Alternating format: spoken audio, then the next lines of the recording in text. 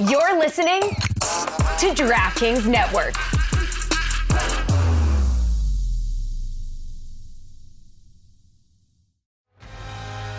Don't miss the new Hulu original drama La Máquina, starring Diego Luna, Gael García Bernal, and Eiza González. La Máquina is the first Spanish-language original series from Hulu. In their long-awaited on-screen reunion, Gael and Diego play lifelong friends, one a boxer and the other his crafty manager, making one last attempt at glory in the ring. But to make it to fight night, they must confront a mysterious underworld organization, raising the stakes to life or death.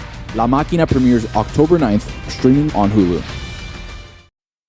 Now's a good time to remember where the story of tequila started. In 1795, the first tequila distillery was opened by the Cuervo family. And 229 years later, Cuervo is still going strong. Family owned from the start, same family, same land. Now's a good time to enjoy Cuervo, the tequila that invented tequila. Go to Cuervo.com to shop tequila or visit a store near you. Cuervo, now's a good time. Trademarks owned by Becle, SAB, the CV. Copyright 2024. Proximo. Jersey City, New Jersey. Please drink responsibly.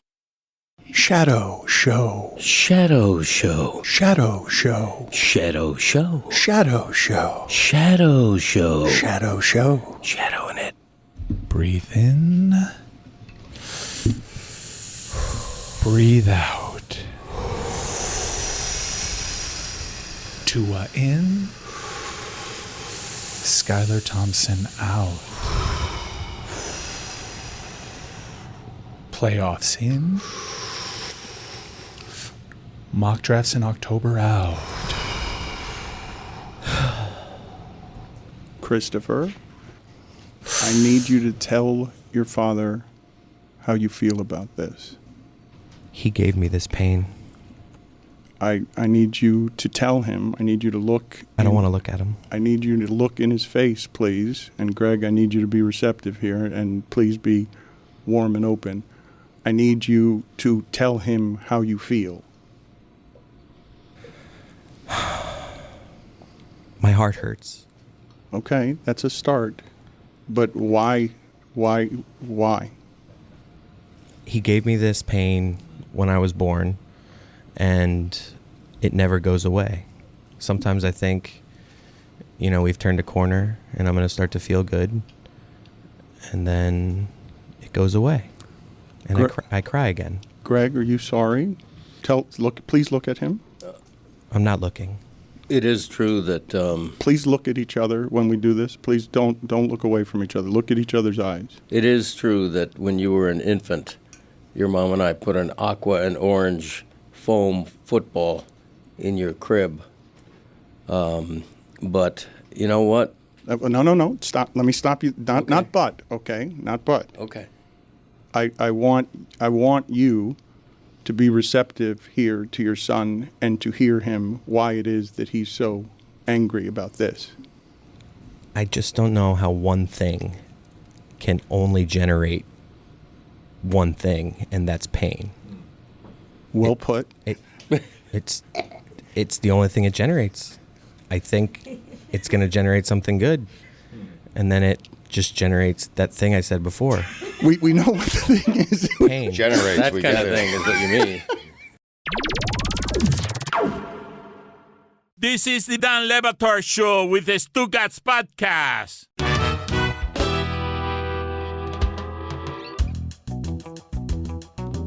Today's episode is sponsored by DraftKings. Stay tuned because you'll hear more about DraftKings and all it has to offer throughout the show. DraftKings, the crown is yours. I am so mad at them. Not Chris and Greg for acting poorly. I am mad at the Dolphins for making me watch a game last night that was between an 0-3 team that allowed 9 sacks last week. That's the Titans. Mm-hmm. And a team that hasn't had a lead all season. They forced me to watch a game. The Dolphins forced me to watch a game in which a 15-6 lead we all knew was insurmountable. As soon as Tennessee got to 15-6, we knew that game was over.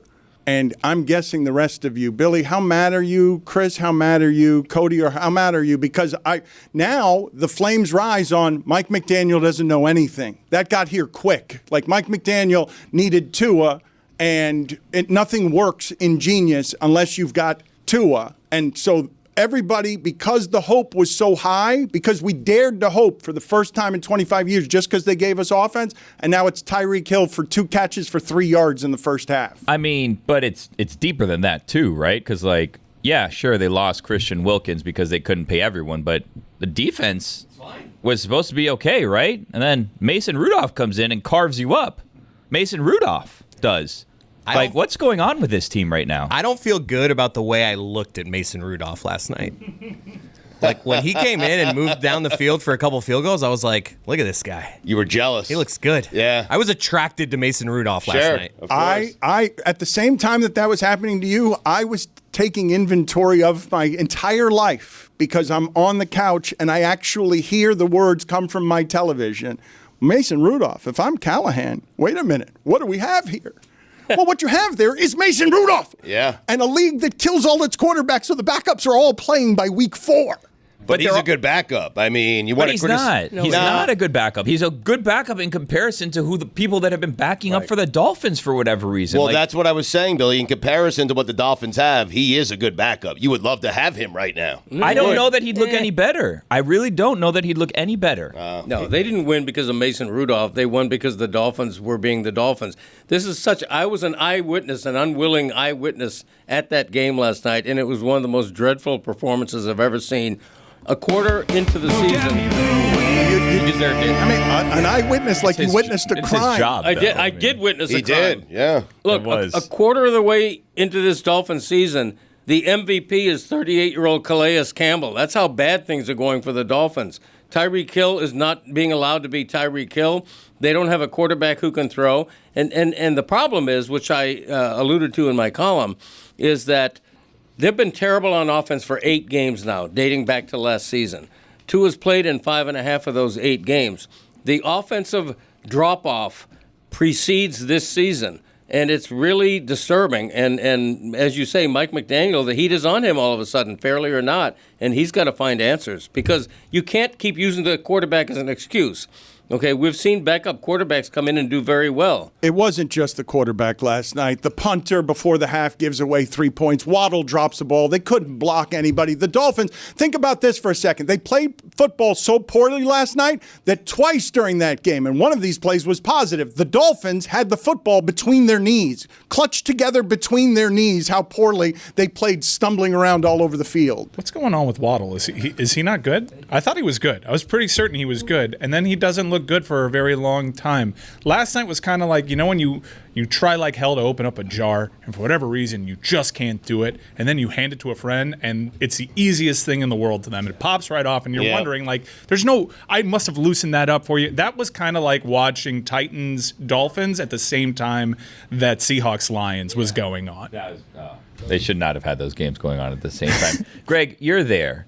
Is it fair to question the effort of the Dolphins? Because it seems like they don't care. Oh, wow. That's what it always looks like when you're failing, though. Yeah, I wouldn't question the effort. I would question the execution. I would question the mindset in the sense that this team has had about 10 illegal formation penalties in the last 3 games. Just that one penalty, which is pretty inexcusable. It means you're not getting set quick enough. They had it on back-to-back plays yesterday when they were driving. They had 3 in one series. I mean, it's just sloppy, and that's, to me, that gets back to that's coaching. When you keep having dumb penalties and you keep repeating them. And McDaniel said after the game that things will happen, that there's going to be changes because there have to be. But what does that mean? I don't know what that means. That means changes are coming, Dan. No, but they already changed from one quarterback to the other. Right. I have 3 totally independent observations. Number one, I think it's pretty clear and obvious, and it was a little confusing when it happened. They should have never cut Mike White. It's just, you brought in Mike White as an insurance policy for Tua. You got cocky because you had one relatively healthy Tua season, and he would have been a massive upgrade over what they have right now. Arguable. Number 2, fair enough. Number 2, this is an offense that was running off of pristine timing, and they're having pre-snap penalties, and their timing looks off. Number 3, their timing looks off because they're getting blown up at the point of attack. They look so small yesterday. They look so small. They are getting physically dominated in a physical sport. They look not tough at all. They are the definition, the personification of a finesse team right now. It sounds like an exaggeration, but it reminded me when I was in college and FIU went up to play against UF. And you're like, these are just two completely different size teams. Like, they weren't, and these are the Titans. Like, the Titans looked so much bigger than the Dolphins yesterday. Titans, by definition, should appear bigger than than Dolphins. In the Dolphins' defense, though, everyone looks small next to bigger than Tavondre Sweat. The Giants, right? This Sweat guy for the Titans is one of the biggest human beings I've ever seen. Again, we're going to do this after seeing the 0-3 Titans of Mason Rudolph drag the Dolphins. We're going to do. What are we supposed to do? Jason Sanders is back on track. Who cares? He shouldn't be on the team. No, I'm not. I'm not saying that. Day for it. He's their entire offense. He's their MVP this year. I'm not saying that you have to be positive. I'm saying lamenting that an offensive line that blocked well, but an offensive line for the Titans that allowed 9 sacks last week, allowed plenty of pressure last night. They're an 0-3 team for a reason. The criticism I'm stopping on is Billy saying they don't care. They don't care that they're they look like they don't care. It did seem like they checked out towards the end of that game. They were just frustrated. Tariq Hill is yelling behind Mike McDaniel. I would understand if you're getting beaten by Mason Rudolph and Tony Pollard. All of us are noticing at the same time, sort of like, wow, Tony Pollard still runs really hard. Yeah. There was like $500 million in contracts not playing for the Miami Dolphins week 4 in a game they absolutely had to have. Wow, the Dolphins found a way again. Everyone in the division loses, and they blow it on a primetime game. But no Tua, no Chubb, no Armstead, no Fuller, no Long Jr., no Mostert, which I think that's a lot of touchdown production that is not in your lineup. And you could say what you will about Odell Beckham Jr. I'm not sure he helps what's really ailing the Miami Dolphins right now, which is a whole bunch of stuff that starts as soon as that ball gets snapped. They also lost 2 offensive line starters in free agency, and that's really hurt them. Their running game, which was second in the league last season, has been nothing. Achane, speed runner, averaging well under 4 yards per carry. But I don't blame a lack of effort. I don't think they quit. Keep in mind their only touchdown drive was very late in the game, which is a touchdown drive despite them having 3 illegal formation penalties in that one game.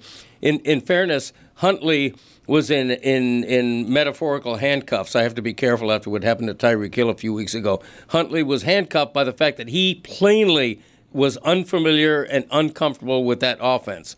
And for that reason, unless he learns it quick in a short week, I wouldn't be surprised if they go back to Skylar Thompson at New England if his ribs are healthy. I don't want to do this because maybe they win. They're reeling, Dan. Well, it's not just that they're reeling. It's Mike Ryan keeps doing the right now, right? He keeps saying this is how they look right now. And even in that league where the Bucs lose to the Broncos that way and then look totally different the next week. Even in that league where the Raiders look one way against the Ravens and then the next week they lose at home. Classic Raiders. I don't believe that anyone should have any reason to hope for anything going forward. Like, I would be willing to say that all of what's happening here... Just speaking generally? That's worse than what we're saying. I agree. Because hope is all gone. Forget November's it. Forever? It's over. Next month is November. But in all seriousness, like, a concerning thing that's going to happen as a result of all of this is Tua's probably going to get rushed back. Right? Because, like, they don't have any answers at the quarterback position at the moment. And you're already starting to see little tidbits here and there, little breadcrumbs that, Tua talked to the neurologist, everything's okay, maybe he comes back sooner than expected, and it feels like they're going to rush him back. One thing I heard this morning from the other room as Dolphin fans are panicking, trade Tyreek. Max value, just reset. Back to Kansas City? Because once you pay Tua, like the whole thing you they can't need him, afford. Mike. Now that you've paid Tua, you kind of are going to need to clear some space. I mean, look, it's a low point right now, as I mentioned earlier, generating a lot of pain. It's over. And trading Tyreek is not like, I was just like, when they said it to me, I was like, all right. My point is that because of what Mike said about injury and because of how they look when Tua's not in there, but also how they looked when Tua was in there against Buffalo, it's over. Like, it's not maybe they win next week or they come within 4 points of the Patriots because the Patriots are also terrible even though they won at the Bengals. But without Tua, what I witnessed last night at home, losing to that team with its backup quarterback, cannot win football games in this league under any circumstances. Changes, schemes, trying harder. There are no circumstances. And I don't think Tua in there is one of the circumstances because that offensive line isn't going to be able to hold up for him as you saw against Buffalo. Billy just said they checked out, they gave up, whatever you want to call it. You're saying it's over. Like, you're going straight to sex here, You man. hit him with that. Everything is over. They're going to New England. Like, watch them put up 30 this week. I am saying that everything is over without assassinating the character of violent men who play that sport for a living by calling them quitters who don't care. That's the objection I had. Said they're terrible at their jobs. Which one's worse? No, they're lost. They lost and they're injured. They've got a bunch of contracts that are out. Yours is worse. I think they're capable. I think that they are just in a headspace right now where it's like, they're not we're capable. Not gonna win. How are they capable, Billy? Because they're capable when they have a different quarterback in there. They're capable when they're Billy, healthy. the last time we saw that quarterback in there, he's trying to kill himself to get them 10 points. Like, what are you talking about? At the top of the division, there are the Bills, and then there is a team that cannot play with the Bills, as we've seen through the last 3 games. Yeah, but you can't say the offense isn't better without Tua. Like, when Tua's there, it's one of the best offensive teams in the NFL. Not for the last 8 games. Right. Not like, please don't ignore that the last 8 games, they've been bad. As soon as Armstead gets hurt, everything goes to shit. All right, but a lot of teams and a lot of quarterbacks would have been bad in 40 below weather in Kansas City. I mean, they would have been. I understand what you're saying, but it's a better offense with Tua. Tyreek also very clearly had knee surgery that he told us about on a cop cam and that they're pretending was not knee surgery. That was just a quote-unquote procedure, and he hasn't looked the same since said unreported knee surgery. The Dan Le Batard Show with Stugotz is sponsored by BetterHelp. What's something that scares you? Halloween is all about having fun with what scares us. Zombies, ghosts, all things spooky. But what about those fears that don't show up in costume? Like fear of failure, rejection, or change? Therapy can be a powerful tool for facing fears that we just can't laugh off. It helps us build positive coping skills, set boundaries, and become the best versions of ourselves. It's not just for those who've experienced trauma. Sometimes, the scariest thing is holding ourselves back by avoiding what we're really afraid of. So this Halloween, why not think about facing your own fears? Not the ones dressed as monsters, but the ones that keep you from moving forward. If you're thinking of starting therapy, give BetterHelp a try. It's entirely online, designed to be convenient, flexible, and suited to your schedule. Just fill out a brief questionnaire to get matched with a licensed therapist and switch therapists at any time for no additional charge. Overcome your fears with BetterHelp. Visit BetterHelp.com/DLB today to get 10% off your first month. That's BetterHelp, HELP.com/DLB.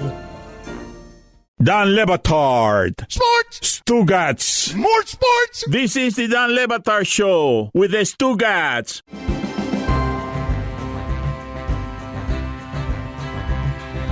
The Dolphins have a macro problem with the quarterback situation, and that is Tua's career ends with his next concussion.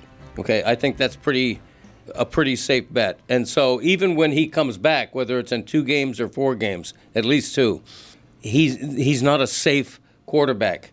You know, he's one play away from probably ending his career. So how long do you have Tua when he's back? How much longer does he stay healthy? That's a huge issue shadowing the team. As we're searching for blame here, I've just been handed a note from the other room. I'm just going to read it here. The Dolphins have lost their franchise quarterback, have 1 touchdown in 12 quarters, and are 0-3 since Dan put on that Dolphins hat. Wow. So, I don't know what we want to do with that. Mm-hmm. Wow.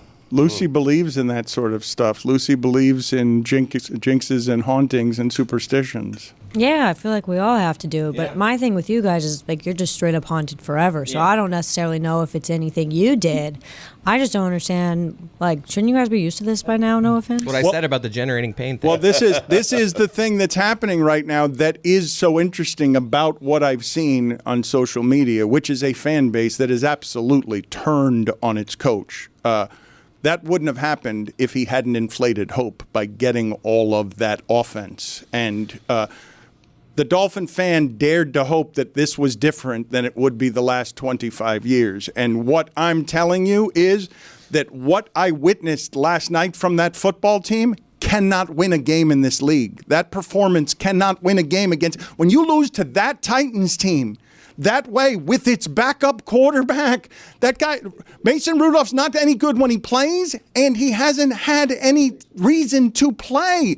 Him coming out there and doing that to an expensive Dolphin defense as Jalen Phillips is spending the game, limping off of the field because they're giving the bodies to this particular cause, that right there is worse than the Carolina Panthers look with Andy Dalton. That looks like the Carolina Panthers look the first couple of games of the season when Bryce Young is their undersized quarterback. That can't win in this sport. There's not a quarterback you're going to go get that you're going to be able to put in this timing offense and make it something different than it was last night. And man, do these Mike McDaniel press conferences hit different at 1-3. That was my main take. When we were 6-1, I'm like, oh, this is the smartest human being that's ever coached football. It all hits different. Now right? he's just meandering. Yes. He doesn't end a sentence. He looks sad. Finish one sentence, He dude. can't finish a sentence. I was watching the post-game press conference, and it's a different person. Yeah, it is. And that personality plays when you're winning, right? Mm-hmm. Mike McDaniel, youngish, quirky, fun. Yeah. That plays when you're winning. When you're losing, it's like, come on, nerd, figure something out. Get a haircut, buddy. Right. Every other coach seems to be doing all right with these backups.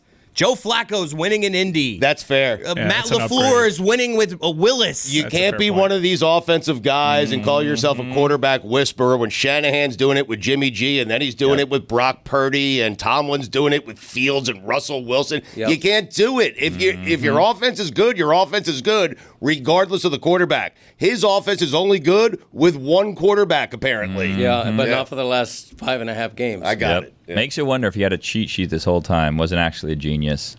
If you heard him on South Beach Sessions, his lack of focus was obvious. He can meander a great deal, and I can't imagine what it feels like at this moment to be him when you're looking at the field and you know you don't have any answers. Like, you know, you've been told for a while now here over the last 2 years that even if your team loses, you've been told by everybody involved because your offensive identity guy, oh, well, you're good at your job. We know you're good at your job. We didn't believe Tua was that good, and he led the league in passing.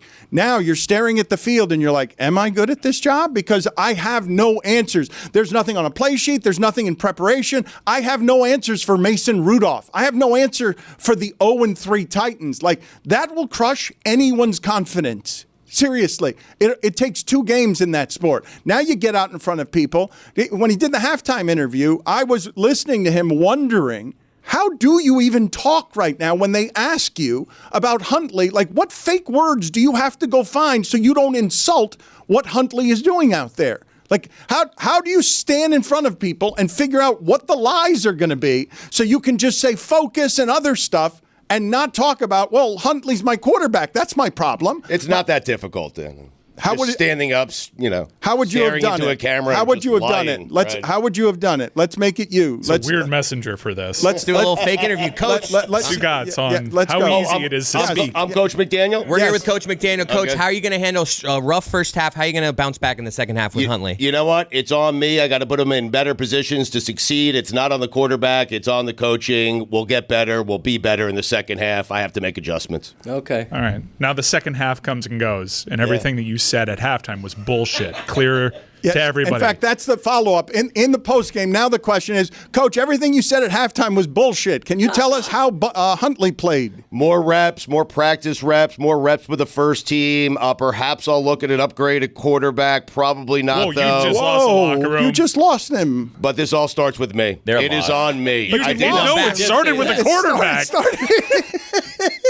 Look at him. He was so comfortable and confident with his lying that he's like, I got this. And now all of a sudden Huntley is He insulted. threw the team under the bus and then says it starts with me. This is what you do. Lying needs to come naturally. I can't force it. I mean, come on. What you do is this starts with me. It was all Tyler Huntley's fault, and I was the one that brought him in. And that was my mistake, bringing him in and putting him in charge because he was a disaster. He wasn't ready to play. Well, I don't think they he was didn't actually a trust him disaster. to pass. He was the least didn't of our know problems. The offense. He had 2 pass attempts in the middle of the second quarter in a game they're trailing. 2 pass attempts with those receivers. It's absolutely ridiculous. Tyreek Hill was screaming at McDaniel on the sideline, and part of that is the foundation of this offense is motion, pre-snap motion, and almost every time they do it now, they are penalized. They're sabotaging themselves with illegal motion penalties. It's ridiculous. Lucy, I see in your face something that I have seen in Jessica's haunted face for a while now, being around us when we do Maximum Local Hour.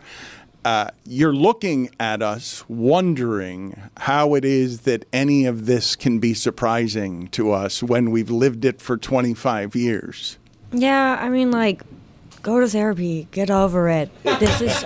We tried that. Look, I don't mean to be disrespectful, but like, this has happened to you your entire life. I feel like if you haven't developed the coping skills by now, you just might not get them. Yeah. But it's the hope that kills you. Mm-hmm. Like, Shouldn't you know that by now? But they weren't. Well, they actually haven't had much hope over the last 20 years. So they forgot what it was like to work yourself up into thinking that this team had a chance, which, based off of last year and how easily offense came to them, seemingly, and the fact that they locked in their quarterback long term and they have what the NFL players themselves deemed as the best player in the league, there was a lot of reason for hope. So they had a nice little groove there for like 7 years where nothing can break them. They developed a hard callus, but it's that hope that ended up killing them. Yeah. Look, when a man says he's changed, I can tell you right now, he hasn't. Yeah. And that's the Dolphins. Yeah. They have not changed. You're welcome for the advice. I'm telling you, after Mason Rudolph's first drive, he got to the bench and he kind of whipped his hair back and wiped off his head, and I started sweating. Will Levis may have lost that job yesterday. Crazy, but he might have. I was happy for Tyler Huntley coming into the game. They did the whole story. His hometown team is so close to home. This is so great, a homecoming for him. And we did the same thing with Teddy Bridgewater like 2 years ago. And we keep having like these homecomings with like, yes, like finally this is like a dream come true. Like, and I'm happy for them. It's a dream come true. This could have been a homecoming for Lamar Jackson. He was out there. You could have drafted him 30th overall. You could have got him like 2 years ago. Yeah. But instead, no, didn't do that. Didn't want the MVP of the league. Again, I am going to say to you guys again, because I don't think it really landed. I'm watching a football game last night, and in the other football game, the Lions are going 19 for 19.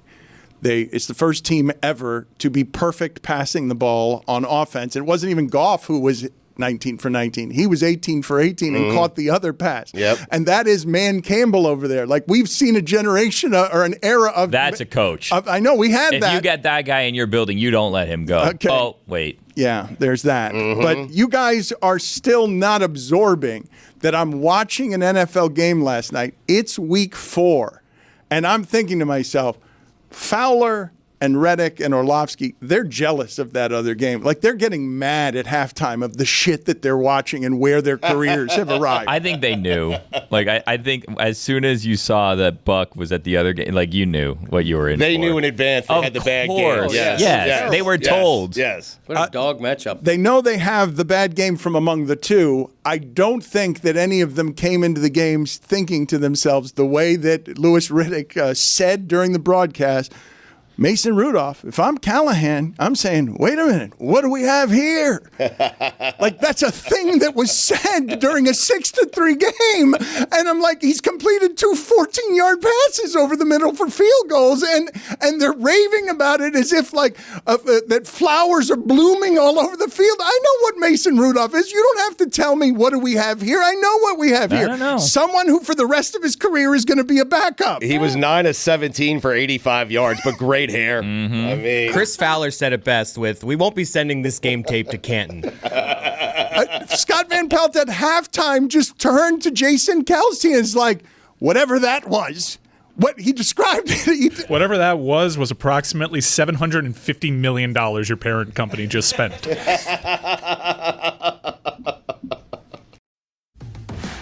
TD, Tutty, in for 6. Touchdowns matter more at DraftKings Sportsbook, an official sportsbook partner of the NFL. We don't care how they score them, we just want to bet on touchdown. And DraftKings Sportsbook is delivering. Ready to do a touchdown dance of your own? New DraftKings customers bet $5 to get $200 in bonus bets instantly. Score big with DraftKings Sportsbook, the #1 place to bet touchdowns. Download the DraftKings Sportsbook app and use code DAN. That's code DAN for new customers to get $200 in bonus bets when you bet just $5. Only at DraftKings Sportsbook. The crown is yours. Gambling problem? Call 1-800-GAMBLER. In New York, call 877-8-HOPE-NY or text HOPE-NY 467-369. In Connecticut, help is available for problem gambling. Call 888-789-7777 or visit ccpg.org. Please play responsibly. On behalf of Boot Hill Casino and Resort in Kansas, 21 and over. Age and eligibility varies by jurisdiction. Void in Ontario. Bonus bets expire 168 hours after issuance. For additional terms and responsible gaming resources, see dkng.co/FTBall. Don Le Batard. All right, we got to go back out there. That was big. Wake him up. He doesn't want to be bothered anymore. Now it's getting tense because he didn't need that as a result. He needs something that happens. You can see him mother effing. No, he says, "Can we bother? Are we bothering you right now? Turn on your microphone, Greg." My microphone's on. Stugotz. Paint the scene. Paint the scene is I got to go to work. Good night. This is the Dan Le Batard Show with the Stugotz.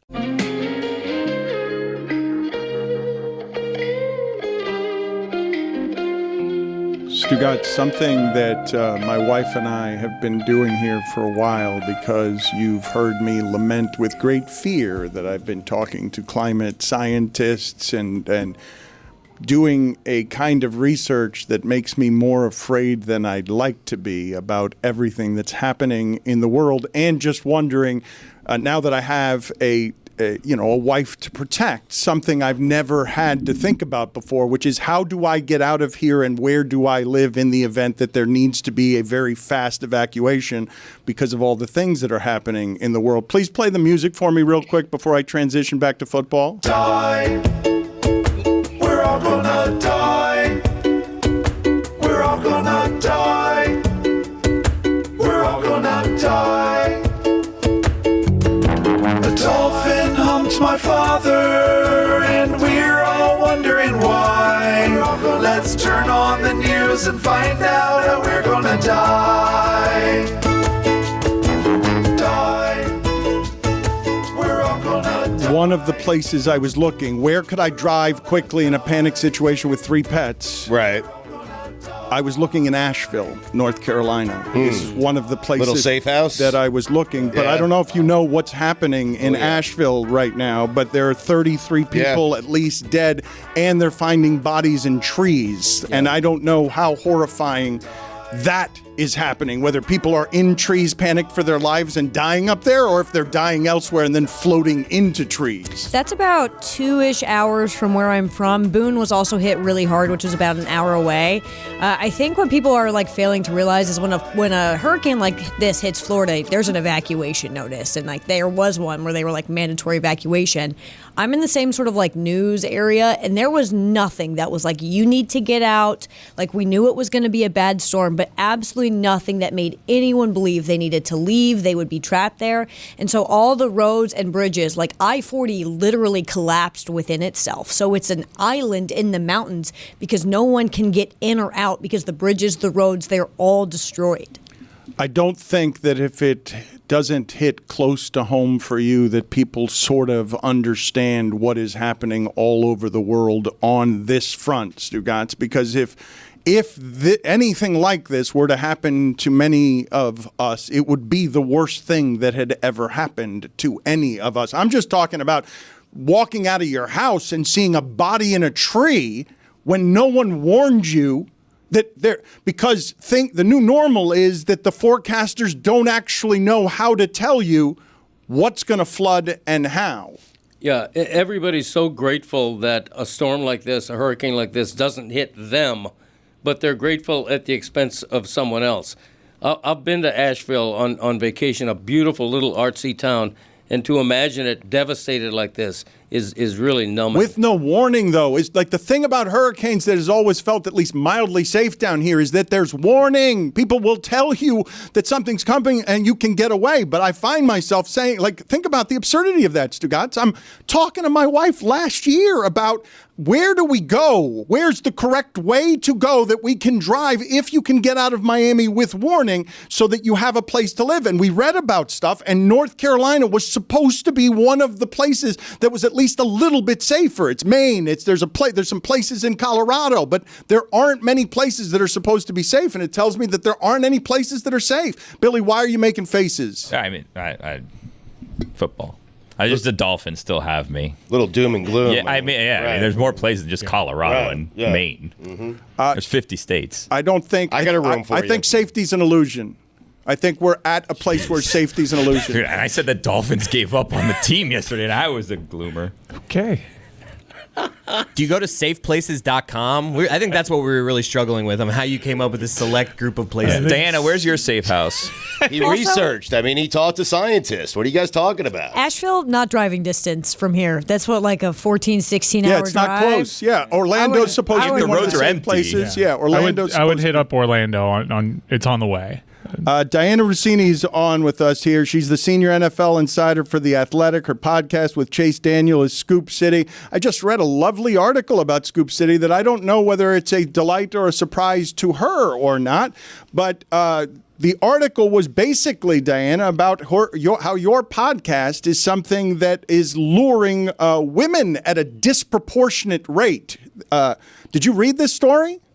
I did. Before we get into leaning into the small, tiny little success of my podcast, I think it's important to just let you guys know I love coming on this show. I know we were just talking about a really serious topic, and I'm with you, Dan. I was listening to you closely, sort of just talk about the state of all of our safety.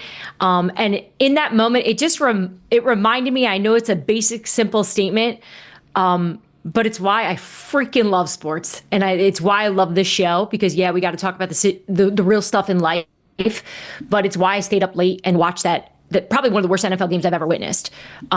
Just knowing that this doesn't matter. Football does not matter, but it's so cool that we get to talk about it. So I'm glad that you brought it up, but back to the Scoop City stuff. Women are listening, and I think that's really cool for the sport. I think you've listened to the podcast before. We definitely talk about real football. This isn't a light football show, but I think we approach it with a lightness, and I hope that's what some of the people that are tuning in are enjoying about what we're doing, because we're all over the big stories and we have intel, but I'm trying to have a conversation with Chase Daniel, my co-host, that is exactly the way it sounds when he FaceTimes me at 5 a.m. almost every day. But did you expect it? Did you expect? No. Did you have an idea that you would lure a demographic simply by being you? I don't know. I don't know if people are tuning in because I'm on the show. I just think there's more female football fans. I think women are learning the sport at a faster rate. Even just guys, I'm sure you've seen it too, on TikTok and even Instagram on Reels. There's tons of women just explaining football fundamentals for women that are interested. And I love to look at the comments to see if, there's just, barbarians just making fun of these women, introducing the sport to those that have never really gotten to learn it over the years. And it's all these women in the comment section thanking these TikTok ladies that are out there teaching football. So look, I think it's an untapped market, and it's going to be a market that's going to continue to grow. And look, maybe Taylor Swift had a big influence on this. Maybe she sort of got a lot of the female audience to pay attention to it.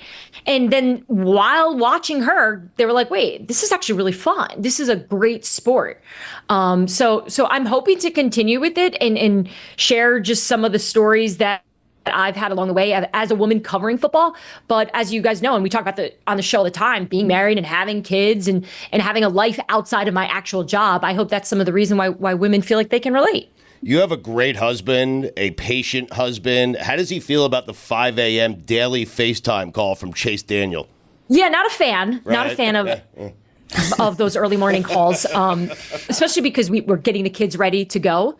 But outside of Chase, I also have other conversations in the morning with people in the league, because that's always the best time to grab people. Like, I spoke with someone with the Dolphins early this morning, despite that awful performance, to just try to get an idea of what the hell happened. And you usually can get people driving in between 5 and 6 a.m. Eastern. I talked to somebody out in LA the other day. I think it was 3:30 their time, and they just answered like, "Hey, what's up?" I'm like, "What? Like, why are you up?" But we know how some people work, and especially coaches this time of year. They're working all around the clock. So, yeah, I think I would like to cut down on the Chase phone calls, but it's probably really good for the show. I think it's also interesting, Dianna, as you come in here, what I objected to that Billy said earlier in the show is that the Dolphins didn't look like they cared. And it is unsurprising to me in any way that Chase Daniel, a quarterback, would be so competitive and want to be good at something so much that he's probably the one who wants to do those 5 a.m. phone calls, because he's a crazy competitive quarterback. Doesn't mean you don't want to do them, but he wants to be good at this. He doesn't want it to be bad. He's learning. Exactly. And look, how many people have we been around who aren't smart enough to go, let me tap into those who've done this? Like, I'm a woman in sports. Getting older stinks. But the thing that I love about it is the experience. So there's so many things, so many mistakes that I've made along the way covering the NFL that Chase likes to learn about and tap into, whether it's giving an opinion, giving a hot take, even just his cadence on a show with a lot of really opinionated, loud people, ways to just be a better listen. And I'm not saying I'm some expert. I've just been around so many good people, especially my years at ESPN, being around you guys, knowing what works and what I think fans and the audience wants to hear. So a lot of the conversation is definitely football. And I tap into his knowledge and his experience to help, even just to help me with phone calls I need to make. Like, hey, you should listen, you should call this person. Like, this should be interesting. They're definitely going to probably make a change there. I remember in my years, whatever it is. But a lot of it is really just trying to sharpen our skills to just be better at this, because it's hard. Dianna, how's Chase's arm feeling? Because it's a little rough down here. What's he doing Sunday around 1-ish, and can we get him to New England? It's a great question. We have a Scoop City group chat, and it comes up a lot of, like, look, I don't want to lose Chase at all. I don't want to go back. I can't. Call Ryan Tannehill. Like, just go call him. He lives down there. He's in the Bahamas flying planes. Like, just tell him, give him the Jay Cutler deal, give him $10 million, call it a day, and see if you can take advantage of an offense where you invested so much in the skill players, and we see a performance like we did last night, which I don't even really know what that was. In fact, the person I spoke with this morning, Miami, I asked that question as naive as that sounds, which is, what was that? What happened? Where did it go off the rails? And look, there's a lot of different reasons, but this is not the Miami team that we were ready to see this year. And I get the Tua element to this, but this has to be better. And another part to this, and I heard you guys talking about backup quarterbacks, because I've screamed and shouted about this as well for years, of, let's invest in the backup quarterback. How many times do we have to see it? How many times do we see the Vikings have success with Josh Dobbs, and the Cleveland Browns have success with Joe Flacco? Now the Colts are maybe taking advantage of Joe Flacco. I had a head coach say this to me, and he kind of put me in my place a bit on it, because his team was in need of a backup quarterback at some point. And he said, who do you think is out there? Like, I understand everybody wants these phenomenal, productive backup quarterbacks who could just step in and be elite. Let me know where they are, and I'll sign. Because there's not some island of backups just hanging out, able to run an offense. There's not that many good guys. There's not. And look, maybe the fact that you're even asking about Chase kind of tells you, it kind of emphasizes his point. Because you're right. Who else is out there right now? And I think Chase would probably be fine. I think he could do it. I just don't know if I don't know if he wants to. He loves the limelight, the red light of television right now. I can't believe we're talking about this. Please, let's stop talking about the idea that Chase Daniel could fix anything that's happening with the Dolphins. He had 9 career touchdown passes. It makes sense. He's a year younger than Flacco. Thank you. I need to stop talking about this. This is full blooming insanity, what is happening around here after watching those 4 quarters of football. Yeah, and it was bad on the Miami side. It was horrendous on the Tennessee side. I mean, you look at that Tennessee roster, and it on paper, Tennessee versus Miami, like I kind of thought Tennessee would come out of there with the win. Not the way it looked, though. When you see Will Levis go down, I was waiting for a Dolphins player to pick him up, because they wanted to face Will Levis. They didn't want to see Mason Rudolph, because Mason Rudolph has proved he's able to step in. Will Levis obviously is not the answer for the Tennessee Titans, despite the fact that their head coach said that they're going to stick with him. We'll see if they stick with that. But the fact that there is no answer right now, and I don't know, I wonder about Tua. I wonder if seeing his team is desperate in need. No, don't throw him back out there. No. Is he going to push himself? No. Because he knows that he's the stir that's the straw that stirs the drink. Stirs the drink. Yeah, you got it. Got it, found it. Hey folks, it's Mike. From defending your favorite team after a bad loss to obsessively checking your fantasy lineups, football fandom is bigger than just Sundays. Miller Lite knows the passion that comes with rooting for your team. Like the debate that sparked in 1975. Great taste versus less filling. So, what is the best thing about the original light beer? Let it be both. Yeah, let it be both. The fact that it has great taste and is also less filling. You don't have to pick your favorite because Miller Lite keeps it simple. Undebatable quality, great taste at only 96 calories. It's a beer that strips away everything that you don't need and holds on to what matters most. The original light beer since 1975. Make your game time taste like Miller time. Tastes great and is less filling. Let it be both. To get Miller Lite delivered right to your door, visit MillerLite.com/Dan. Or you can find it pretty much anywhere that sells beer. Celebrate responsibly. Miller Brewing Company, Milwaukee, Wisconsin. 96 calories per 12 ounces. Fewer calories and carbs than premium regular beer.